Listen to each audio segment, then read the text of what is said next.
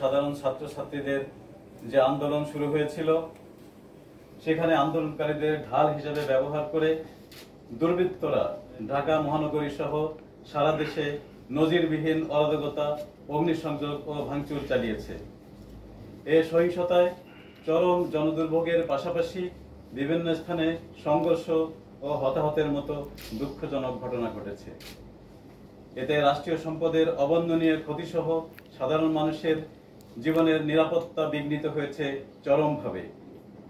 প্রিয় সাংবাদিক বন্ধুগণ, আপনারা জানেন সরকার সহানুভূতিশীল হয়ে আটক সাধারণ শিক্ষার্থীদের ইতিমধ্যে মুক্তি দিয়েছে।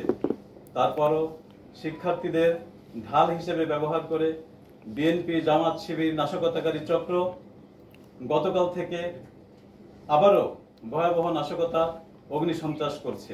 আজকে সারা দেশে তারা ব্যাপক তাণ্ডব চালায়। ঢাকা মহানগরীর Dhanmondi, science laboratory, Shahbag, press club, Bangla Motor, Mohammadpur, Kajla, Uttara সহ বিভিন্ন জায়গায় অগ্নিসংযোগ ও নজিরবিহীন সন্ত্রাসী হামলা চালায়।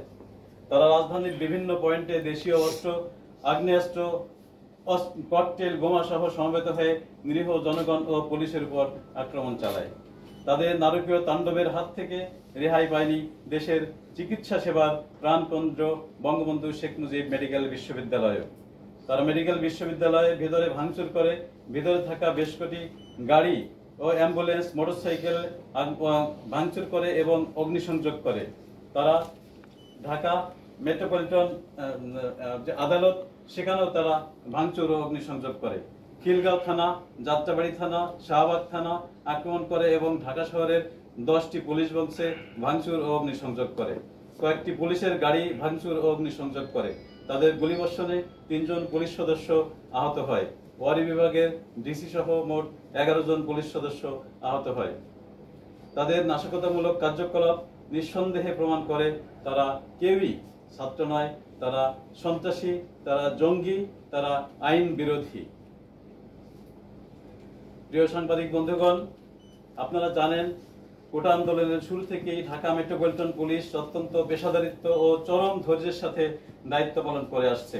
ঢাকা মেট্রোপলিটন পুলিশের পক্ষ থেকে সর্বাত্মক চেষ্টা করা হয়েছে যাতে সাধারণ মানুষ নিরাপদে চলাচল করতে পারে এবং কোথাও যেন আইন শৃঙ্খলা পরিস্থিতির অবনতি না ঘটে। এই সহিংসতায় পেশাগত দায়িত্ব পালন করে এখনো পর্যন্ত ঢাকা মেট্রোপলিটন পুলিশের প্রায় 350 পুলিশ সদস্য আহত হয়েছে এবং 3 জন পুলিশ সদস্য নির্মমভাবে নিহত হয়েছে।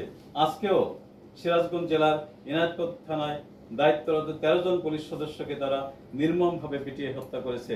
গতকাল আমরা দেখেছি খুলনা মেট্রোপলিটন এলাকায় একজন পুলিশ সদস্যকে সাপ মারার মতো তারা পিটিয়ে হত্যা করেছে।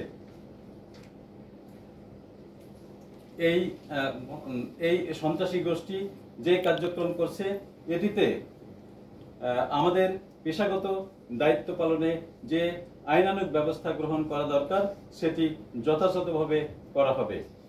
আমাদের পেশাগত দায়িত্ব পালনে আইন শৃঙ্খলা বাহিনীর সদস্য এবং সাংবাদিক সহ অনেকেই হতাহত হয়েছে। আমরা এর জন্য দুঃখ প্রকাশ করছি, আপনারা সেটি জানেন।